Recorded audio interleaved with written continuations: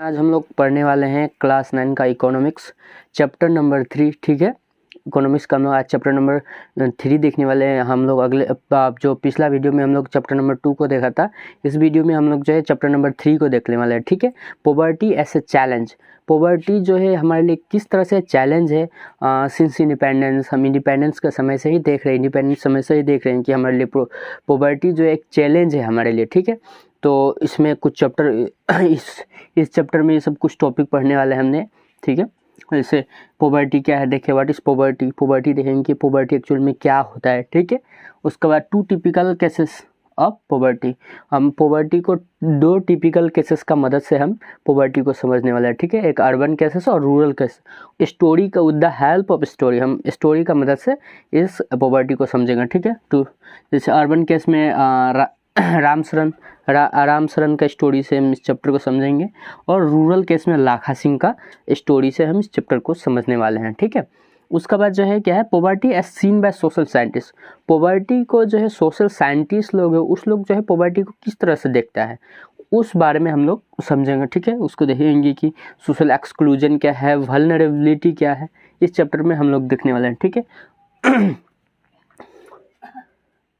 उसके बाद जो है क्या है, पॉवर्टी एस्टिमेट्स। ठीक है, पॉवर्टी एस्टिमेट्स करेंगे कब कब कितना पॉवर्टी था। पॉवर्टी जो है देखेंगे कि कब कब कितना पॉवर्टी था, किस तरह से डिक्लाइन हुआ, कितना डिक्लाइन हुआ, इसको देखेंगे। ठीक है, इस चैप्टर में। उसके बाद inter state disparities, state wise जो है किसने पॉवर्टी को ख़त्म किया, किसका कितना पॉवर्टी रहा, स्टेट वाइज देखेंगे। ठीक है, क्योंकि हर स्टेट में अलग अलग है, किसी स्टेट में पॉवर्टी ज़्यादा रहा है, किसी स्टेट में बहुत कम रहा है, किसी स्टेट ने कुछ स्टेप्स लिया जिसका मदद से जो है पॉवर्टी जो बहुत कम हो गया। ठीक है, उसको बाद देखेंगे ग्लोबल पॉवर्टी सिनारियो। ठीक है, ये सब तो हो गया हमारा इंडिया का अंदर। अब ग्लोबली देखेंगे कि वर्ल्ड में किसने कितना पॉवर्टी को घटाया, किसमें ज़्यादा कहाँ ज़्यादा पॉवर्टी रहा, किसने कितना घटाया, ये ग्लोबली देखेंगे। ठीक है, वर्ल्ड का देखेंगे। अब कॉजेज ऑफ पॉवर्टी का वजह क्या होता है, हमारे देश में पॉवर्टी इतना ज़्यादा होने का वजह क्या है, इसको भी इस चैप्टर में हम डिस्कस करने वाले हैं। ठीक है, उसके बाद एंटी पॉवर्टी मेजर्स। हमारा इंडियन गवर्नमेंट ने जो है पॉवर्टी को ख़त्म करने के लिए क्या क्या मेजर्स लिए, क्या क्या स्टेप्स लिया। ठीक है, उस स्टेप्स को यहाँ में इस चैप्टर में हम डिस्कस करने वाले हैं कि क्या क्या गवर्नमेंट ने स्टेप्स लिया ताकि हम ये पॉवर्टी को हटा सके इस एंटी पॉवर्टी मेजर का मदद से। ठीक है, तो चलिए शुरू करते हैं। पॉवर्टी क्या है। ठीक है, poverty means the lack of daily requirement of livelihood like food, clothing, education, etc। ठीक है, पॉवर्टी का मतलब है कि जो poverty means lack of daily requirement, जो कि कमी हो डेली रिक्वायरमेंट का। ठीक है, जैसे हमें फूड चाहिए होता है, क्लोथिंग चाहिए, शेल्टर घर चाहिए। ठीक है, एजुकेशन, ये सब में जो कमी होता है उसे हम पॉवर्टी कहते हैं। ठीक है, जैसे पॉवर्टी में लैंडलेस हो सकता है, या तो उसके पास ज़मीन नहीं हो सकता है, अगर रूरल फैमिली से बिलोंग कर दे उसके पास ज़मीन नहीं हो सकता है। ठीक है, लिविंग इन ओवर क्राउडेड, या तो छोटा मोटा शहर में रह के बहुत ज़्यादा ओवर क्राउडेड में रह रहा होगा शायद, या तो। ठीक है, तो इंडिया में जो है every 4th person is poor. ठीक है, इंडिया में हर चौथा आदमी जो है गरीब है। ठीक है, समझ में आ रहा है ना आप लोगों को। तो पुअर किसको कहते हैं, आप लोगों को समझ में आ रहा होगा। ठीक है, तो इस पॉवर्टी को जो हम 2 टिपिकल केसेस का मदद से समझने वाले हैं। ठीक है, 2 टिपिकल केसेस का मदद से समझने वाले, अर्बन केस और रूरल केस। ठीक है, अर्बन केस में राम शरण का कहानी है एक, जो कि इसका मदद से हम अर्बन केस को समझ रहे हैं, और दूसरा है रूरल केस। तो पहले हम देखते हैं कि अर्बन केस राम शरण का स्टोरी को देखते हैं। ठीक है, राम शरण जो है एक 33 ईयर ओल्ड है। ठीक है, और ये जो है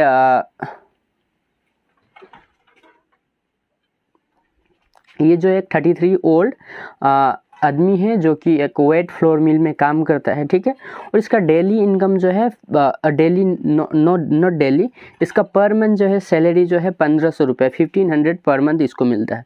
तो उतना से 1500 से इसको अपना लाइफ को सस्टेन करना, घर को चलाना बहुत ज़्यादा मुश्किल है। उसका पूरा 6 फैमिली है, उसका हस्बैंड एंड वाइफ, उसका 4 बच्चे हैं। उसका बच्चे जो है क्या है 12 से 6 to 12 एज ग्रुप के सब बच्चे हैं, छोटे छोटे हैं, कोई काम नहीं कर सकने वाला, ठीक है। और उसको उसी पैसा में से उसको जो है अपना ओल्ड पेरेंट को भी भेजना होता है, जो कि विलेज में रहता है, ठीक है। ओल्ड पेरेंट, माता पिता, उसको भी भेजना होता है उसी पैसा में। तो उसको और उसका एक वाइफ है जो जिसका नाम है शांता देवी, जो कि पार्ट टाइम के लिए जिसके घरों में काम भी कर लेती है, जिससे उसे मंथ के 800 रुपया मिल जाता है। तो उस तरह से थोड़ा मोड़ा अपना काम चलाता है। और उसका एक सन है जो कि चाय के दुकान, छोटे मोटे चाय के दुकान पे काम करता है, जहाँ मंथली उसे 300 रुपीज़ मिलता है, ठीक है। और वहाँ उस फैमिली में ऐसा कोई नहीं जो कि स्कूल जाता है, कोई भी वहाँ से फैमिली में स्कूल नहीं जाता है, ठीक है। और उस लोग को उस पैसा से अपना 2 टाइम्स का खाना को सस्टेन करना भी बहुत ज़्यादा मुश्किल होता था। 2 टाइम का खाना को भी उस पैसा से पहुँचाना बहुत ज़्यादा तकलीफ़ होता था, ठीक है। तो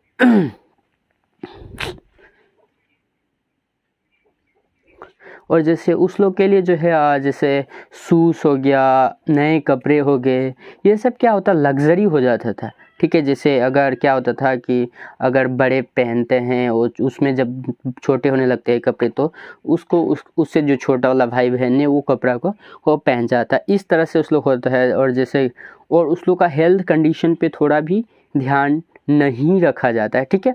जैसे मेडिकल फैसिलिटी उस लोगों को नहीं मिलता था, बीमार होने से बहुत ज़्यादा प्रॉब्लम होता था। तो इस तरह से उस लोगों को जो है छोटे शहर में लाइफ को सस्टेन करना बहुत ज़्यादा मुश्किल था। और जो इस लोग क्या है एक छोटा सा शहर में और ओवर क्राउडेड में रहता था, रेंट हाउस में रहता था, खुद का घर नहीं था, रेंट में लेके, तो रेंट का भी भाड़ा देना होता था। तो इस लोग के पास पैसा जो बहुत कम बचता था, ठीक है। अब जो है हम देखने वाले हैं दूसरा, ठीक है, रूरल केस। लाखा सिंह का रूरल केस का मदद से हम देखेंगे, ठीक है। इस मदद से हम कहानी को थोड़ा समझने की कोशिश करेंगे।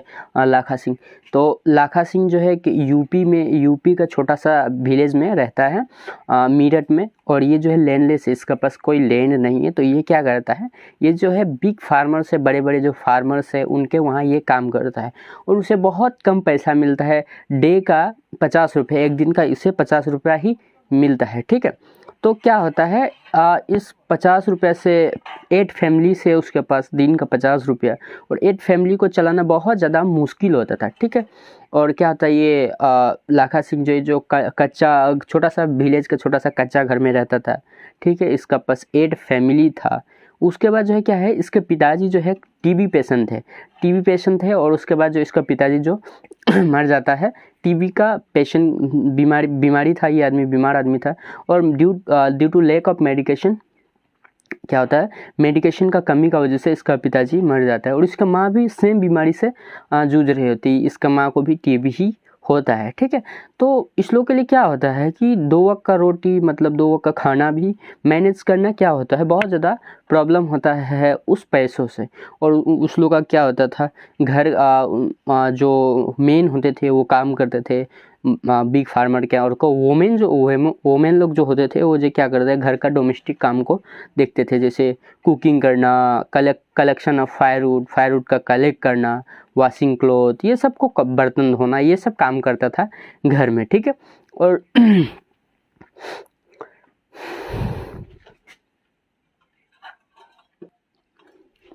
इस लोग के लिए क्या होता था, इवन जो है सोप हो गया, ऑयल हो गया, कपड़े हो गए, ये सब क्या होता है इस लोग इस फैमिली के लिए बहुत ज़्यादा लग्जरी होता था, ठीक है।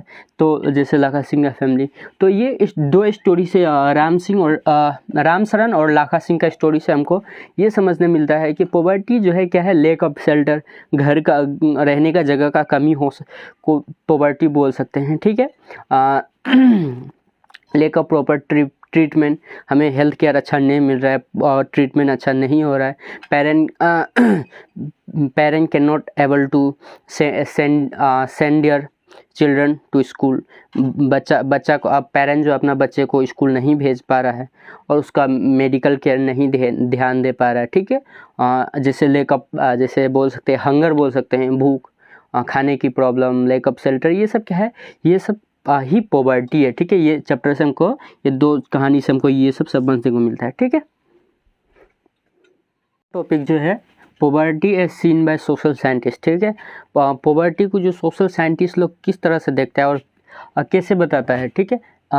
Level of income in consumption, social scientist लोग देखता है लेवल ऑफ इनकम और कंजम्पशन, ठीक है। इनकम और कंजम्पशन को देख के बताता है पॉवर्टी का, ठीक है। लिटरेसी रेट, और पहले जो क्या आता था, पहले का समय सिर्फ जो है लेवल ऑफ इनकम और कंजम्पशन ही ज़्यादातर देखा है, लेकिन अभी का समय में जो क्या है कि लिटरेसी रेट बहुत ज़्यादा देखा जाता है कि लिटरेसी, उस जगह का लिटरेसी रेट कितना है, ठीक है। लैक ऑफ हेल्थ केयर को देखा जाता है पॉवर्टी को मेजर करने के लिए या नापने के लिए। लैक ऑफ जॉब अपॉर्चुनिटी को भी देखा जाता है, ठीक है। उसका बाद जो है lack of safe drinking water मिल रहा है कि नहीं मिल रहा है, अगर नहीं मिल रहा है, लेक है, तो पॉवर्टी में उसे काउंट किया जाता है, ठीक है।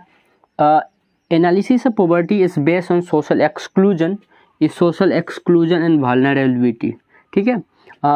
पॉवर्टी को एनालाइज किया जाता है सोशल एक्सक्लूजन और वल्नरेबिलिटी का से 2 से पॉवर्टी को एनालाइज किया जाता है, ठीक है। तो सोशल एक्सक्लूजन क्या है कि जो पहले से अमीर लोग हैं, जैसे जो पहले से जितना अमीर लोग हैं उस लोग क्या होता है, धीरे धीरे जो उस लोग और अमीर होते जा रहा है, और जो पुअर पर्सन है और डे बाय डे और पुअर होते जा रहा है, ठीक है। क्योंकि जो रिच पर्सन है उन्हें हर चीज़ का फैसिलिटी मिल रहा है, ठीक है। हेल्थ केयर फैसिलिटी मिल रहा है, शहर में रह रहा है, और उन लोगों को हर चीज़ मिलने का वजह से क्या होता है, उस लोग हर काम को कर पाता है अच्छे से, ठीक है। लेकिन जो क्या होता है, अगर कंपेयर किया जाए तो विलेज एरिया में, दोनों को कंपेयर किया जाए अर्बन एरिया और विलेज एरिया में, तो क्या होता है, अर्बन एरिया में जो है ज़्यादातर फैसिलिटी मिलता है in comparison to the rural area, ठीक है। क्योंकि वहाँ में हर चीज़ का फैसिलिटी है, एजुकेशन फैसिलिटी ज़्यादातर होता है, हेल्थ केयर फैसिलिटी होता है, सेफ ड्रिंकिंग वाटर होता है, ठीक है। लेकिन विलेज में ये सब फैसिलिटी जो है नहीं होता है, जिसका वजह से जो है जो रिच फैमिली है और डे बाई डे रिच होते जा रहे हैं, अच्छे होते जा रहे हैं, और पुअर फैमिली जो है डे बाई डे और ख़राब होते जा रहे हैं, ठीक है। सोशल स्कूल, और अभी तो ज़्यादातर है कास्ट सिस्टम है, ठीक है। कास्ट सिस्टम, जो अपर कास्ट के लोग हैं उन्हें ज़्यादा कुछ दिया जाता है, मिलता है, उस लोग बड़े हैं ऐसे माना जाता है, और लोअर क्लास के लोग को छोटा माना जाता है, इस तरह से। तो इस तरह से क्या हो रहा है, पॉवर्टी जो है घटता नहीं है इसका वजह से। दूसरा एनालिसिस है वल्नरेबिलिटी। क्या है कि कुछ जैसे कि vulnerability is the greater probability of being more adversely affected than other people which is done due to the earthquake, natural hazards, anything calamities, ठीक है।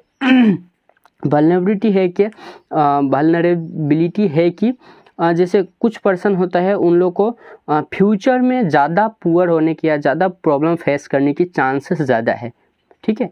क्यों?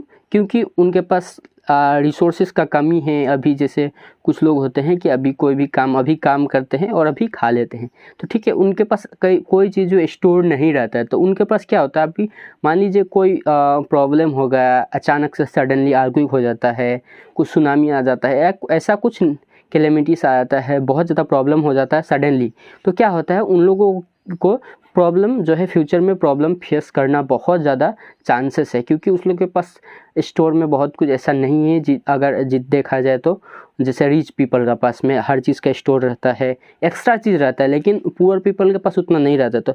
तो अगर पुअर पीपल जो पुअर हैं उनको जो है अगर फ्यूचर में कुछ वजह से और भी ज़्यादा पुअर होने की चांसेस बहुत ज़्यादा हो जाता है, ठीक है। तो वो वल्नरेबिलिटी है, ठीक है। तो हम अगला टॉपिक देखते हैं, ठीक है। जो है वो क्या है, पॉवर्टी लाइन, ठीक है। तो पॉवर्टी लाइन क्या है, it is a method use to measure poverty. Poverty line जो है एक लाइन है या एक मेथड है जिससे हम पॉवर्टी को मेजर करते हैं, ठीक है। In this method poverty is measure with the help of consumption and level of income. इस मेथड में पॉवर्टी लाइन में जो है क्या होता है, इनकम, लेवल ऑफ इनकम और कंजप्शन का मदद से हम पॉवर्टी लाइन को या पॉवर्टी को हम मेजर करते हैं, ठीक है। If the level of income and consumption fall below the minimum level of income, ठीक है, इस पॉवर्टी लाइन में क्या होता है कि एक फिक्स किया होता है लाइन जो है कि इतना होगा बोल के पॉवर्टी जो है, अगर उससे नीचे, अगर उस लाइन से अगर नीचे बिलो हो जाता है इनकम और कंजप्शन जो है उस लेवल से नीचे हो जाता है तो क्या किया जाता है, उस पर्सन को जो है पुअर कंसीडर किया जाता है। ठीक है, मान लीजिए अगर फिक्स किया होता है कि इनकम ये पर्सन का 5000 क्या होता है, 5000 हमारा 5000 पर मंथ जो है क्या होना चाहिए, फिक्स सैलरी होना चाहिए, और कंजप्शन लेवल मान लीजिए 4000 महीना में हम कंज्यूम कर पाए। तो क्या होता है कि अगर जो है हम इतना से कम कंज्यूम कर पा रहे हैं या 5000 से कम जो है हम क्या होता है कि 5000 से कम जो है अगर इनकम मेरा हो रहा है पर मंथ उतना नहीं मिल पा रहा है तो हम तब जाके हमें क्या कंसीडर किया जाएगा, हमें जो है उस कंडीशन में हमें जो है पुअर कंसीडर किया जाता है। ठीक है, जैसे BPL बिलो पॉवर्टी लाइन कहा जाता है जिसे। ठीक है, और एक होता है APL जो कि एबोव पॉवर्टी लाइन। ठीक है,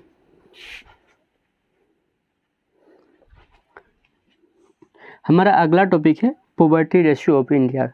इंडिया का पॉवर्टी रेशियो क्या रहा है पहले और कितना पॉवर्टी जो है इंडिया में घटा है। ठीक है, तो 1973 में 55% लोग जो है गरीब थे। ठीक है, पुअर थे 55% लोग, और यही 1994 में घट के 36% हो गया, लगभग 19-20% जो है डिक्रीज हो गया पुअर। ठीक है, गरीबी जो है घट गया और वही जो फिर 2000 में आके 26% हो गया, करीब 6 साल में करीब 10% जो है फिर से गरीबी रेट घट गया।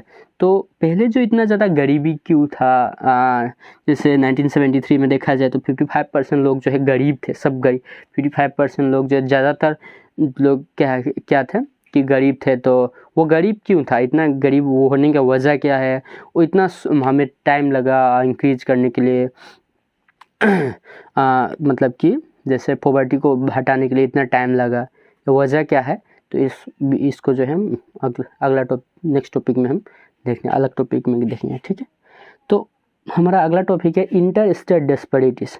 हमने तो ये देखा कि पूरे इंडिया का इतना परसेंटेज है 55%, उसको 36% हुआ, उसका बाद क्या हुआ 26% हुआ।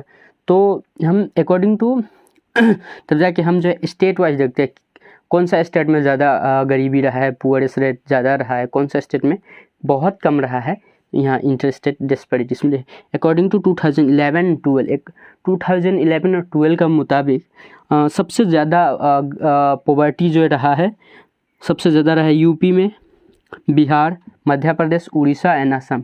इस कुछ स्टेट्स में जो है क्या रहा है, पॉवर्टी जो है बहुत ज़्यादा रहा है अकॉर्डिंग टू 2011-12।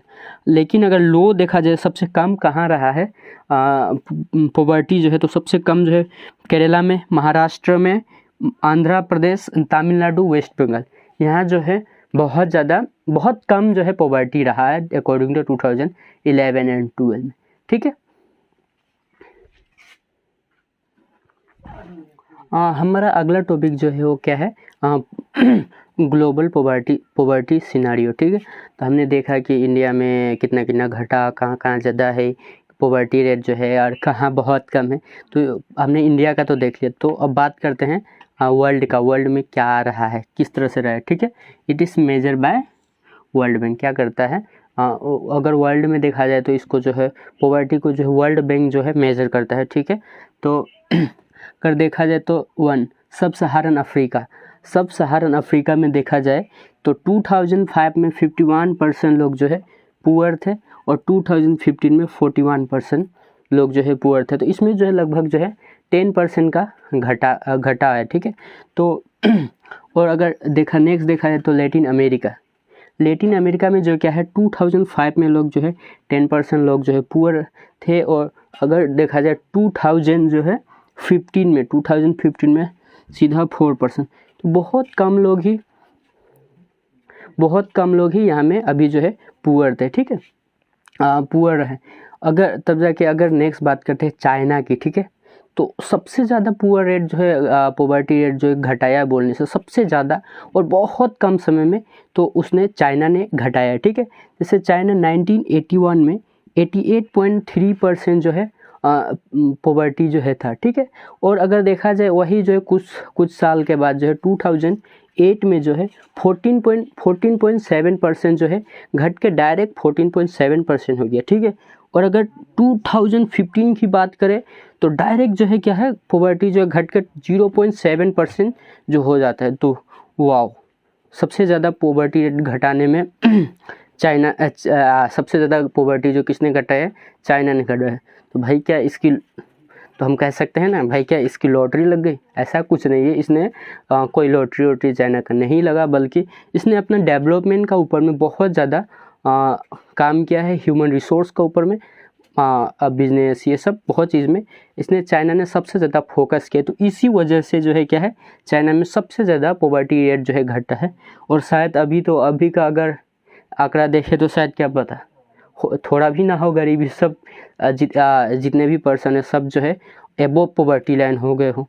तो चाइना ने बहुत ज़्यादा अपना डेवलपमेंट का ऊपर काम किया है। अगर इन कंपेरिजन तो इंडिया में देखा जाए तो इतना डेवलपमेंट का ऊपर काम नहीं हुआ जितना इस चाइना में हुआ है, ठीक है।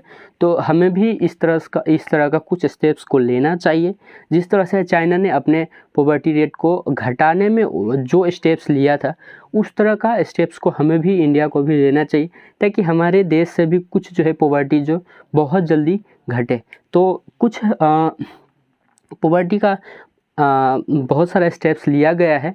कुछ स्टेप्स जो है कुछ बहुत सारा योजनाएं बनाए गए हमारे देश के द्वारा। तो बहुत सारा ऐसा है जो कि सक्सेसफुल रहा, जो कि बहुत हद तक पॉवर्टी को कम करने में मदद किया, लेकिन जो बहुत सारा ऐसा रहा उतना काम नहीं किया, ठीक है।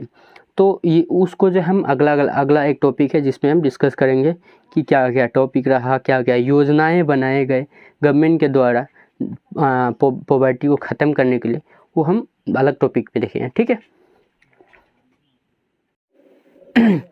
हमारा अगला टॉपिक जो है वो जो है कॉजेज ऑफ पॉवर्टी, पॉवर्टी होने का वजह क्या है, ठीक है। हम अगला टॉपिक पढ़ रहे हैं।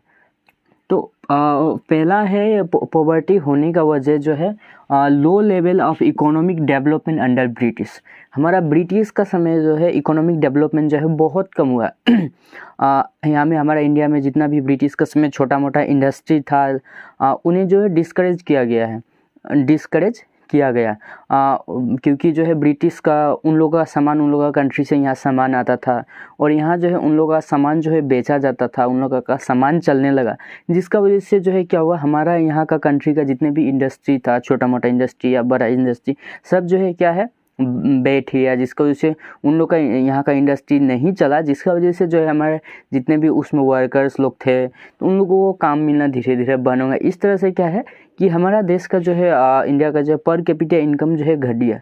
तो पहला ये है कि ब्रिटिश का समय हमारा इकोनॉमिक डेवलपमेंट ख़राब हो गया, हुआ नहीं, ठीक है, उन लोग का ब्रिटिश का वजह से, ठीक है। अगला जो है not enough jobs to employ all job seekers. Jobs तो बाद में इंडिया इंडिपेंडेंस होने के बाद बहुत लोगों को जॉब्स मिलने शुरू हो गया, काम मिलना शुरू हो गया, डेवलपमेंट थोड़ा थोड़ा होना शुरू हो गया।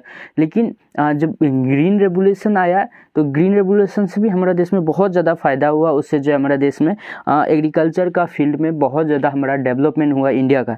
लेकिन ये ग्रीन रेवोल्यूशन से जो है उन लोगों को फ़ायदा पहुंचाता है जिन लोगों के पास जो है पैसा था बहुत ज़्यादा, जो रिच फार्मर थे और बहुत ज़्यादा जिसके पास ज़मीन था, उसे जो ये जो है ग्रीन रेवोल्यूशन से फ़ायदा हुआ, ठीक है। और जो लैंडलेस थे, फार्मर्स लोग थे, जिसके पास ज़मीन नहीं है, जिसके पास पैसा नहीं है, उन लोगों को ये ग्रीन रेवोल्यूशन से फ़ायदा नहीं पहुंचा, क्योंकि ग्रीन रेवोल्यूशन का उससे जो है उसमें बहुत ज़्यादा HYV सीड्स लगाना पड़ता था, जिसका प्राइस भी ज़्यादा था, फर्टिलाइज़र देना पड़ता था, पेस्टिसाइड, जिसकी वजह से जो है जिसके पास पैसा नहीं था उन लोगों ने जो ये ग्रीन रेवोल्यूशन का फ़ायदा जो है नहीं उठा पाए। और जैसे अदर बैकवर्ड स्टेट्स में ये जो है ग्रीन रेवोल्यूशन से फ़ायदा नहीं हुआ।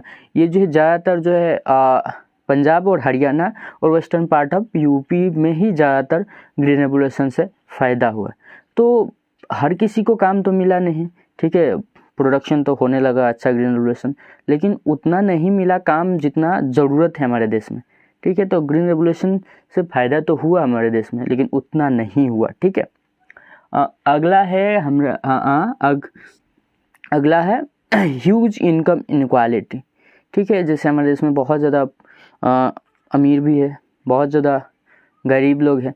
तो जो अमीर है वो अमीर होते ही जा रहे हैं, और जो गरीब है और वो गरीब होते जा रहे हैं। ठीक है, तो यहाँ में बहुत ज़्यादा इनकम इनक्वालिटी भी है। ठीक है, तो हमारा इंडिया ने जो है हमारा गवर्नमेंट ने जो है इंडिया ने क्या बोलते हैं, पॉवर्टी को ख़त्म करने के लिए कुछ स्टेप्स को लिया ताकि पॉवर्टी को ख़त्म किया जाए। ठीक है, तो उसको देखते हैं हम, एंटी पॉवर्टी मेजर्स। ठीक है, तो इंडियन गवर्नमेंट ने जो है फर्स्ट लिया था Mahatma Gandhi national rural employment guarantee act. ठीक है, इसके तहत जो है हर रूरल एरिया में जो है हर घर में जो है क्या आता है, 100 डेज का काम दिया जाएगा। ठीक है, 100 डेज का उसे काम दिया जाएगा, और एक गवर्नमेंट जो उसे जैसे वेजेस फिक्स करेगा, उसके हिसाब से डेली वेजेस उसे दिया जाता था। तो मतलब साल में 100 डेज का, तो उसे साल में 100 डेज काम करने मिल जाता था, जिससे उन्हें कुछ फ़ायदा हो जाता था। रूरल जो एग्रीकल्चर से बिलोंग करता उसे जो कुछ फ़ायदा हो जाता था, तो साल में 100 डेज गवर्नमेंट का तरफ से उसे पैसा मिल जाता था काम करने का, तो जिससे वो अपना घर को वो चला सकता था। ठीक है, दूसरा है प्राइम मिनिस्टर रोजगार योजना। ठीक है, प्राइम मिनिस्टर रोजगार योजना में था कि गवर्नमेंट का ये मेन एम था कि जो एजुकेटेड अनएम्प्लॉयड है पीपल लोग, उसे जो है सेल्फ एम्प्लॉय किया जाए, अगर लोन दे के या किसी तरह से, मतलब वो अपने आप से छोटा मोटा बिजनेस कर पाए, या स्मॉल स्केल इंडस्ट्री बना पाए, या छोटा मोटा बिजनेस कर पाए, सेल्फ एम्प्लॉय हो जाए। गवर्नमेंट का मेन एम ये था, प्राइम मिनिस्टर रोजगार योजना 1993 का गवर्नमेंट का मेन एम जो ये था, क्रिएट सेल्फ एम्प्लॉय। ठीक है, क्रिएट सेल्फ एम्प्लॉय। उसका थर्ड जो है स्वर्णा जयंती ग्राम स्वरोजगार योजना। इसमें जो है स्वर्णा जयंती ग्राम स्वरोजगार जो योजना में था कि गवर्नमेंट का एम था कि इसमें जो है जितने भी पॉवर्टी लाइन से नीचे लोग जो है जी रहे हैं, उन्हें जो है क्या करना, पॉवर्टी लाइन के ऊपर लाना, क्योंकि बहुत सारा लोग जो है पॉवर्टी लाइन का नीचे है। तो इसका मेन एम था, यही था। ठीक है, मेन एम था जो पॉवर्टी लाइन से ऊपर लाना, जितने भी पॉवर्टी लाइन से नीचे लोग है जी रहे, उन्हें पॉवर्टी लाइन से ऊपर लाना विद सब्सिडी का मदद से, क्रेडिट कार्ड, ये सब का मदद से जो है पॉवर्टी लाइन से पीपल को जो है ऊपर लाना। ठीक है, तो वी होप, हम लोग आशा करते हैं कि आने वाले कल में हमारे इंडिया में पूरा गरीबी ख़त्म हो जाएगा इसी तरह से स्लो। ठीक है, बहुत जल्दी ख़त्म होने वाला, और हमारा पूरा वर्ल्ड में हम चाहते हैं कि पूरा दुनिया में ही गरीबी ख़त्म हो जाए, पूरी दुनिया से चला जाए। तो इंडिया में जो हमारा देश में भी बहुत ज़्यादा गरीबी है, बहुत लोग जो है अभी भी पॉवर्टी लाइन के नीचे जी रहे हैं। तो हम लोग चाहते हैं कि गवर्नमेंट अभी भी ऐसा बहुत सारा स्कीम्स बनाना चाहिए, स्टेप्स को लेना चाहिए, ताकि उस पॉवर्टी लाइन का नीचे जो भी लोग जी रहे हैं वो हम पॉवर्टी लाइन से ऊपर किया जा सके, उस स्टेप्स का, उस स्कीम्स का मदद से। ठीक है, तो आई होप ऐसा होगा, हमारे देश में थोड़ा दिन में ही गरीबी ख़त्म हो जाएगा। तो ये चैप्टर जो है यहीं ख़त्म होता है, लास्ट टॉपिक था ये। ठीक है, हमारा इसके बाद जो है मैं अगला वीडियो में चैप्टर नंबर 4 डालने वाला हूँ, इकोनॉमिक्स का आप लोग का।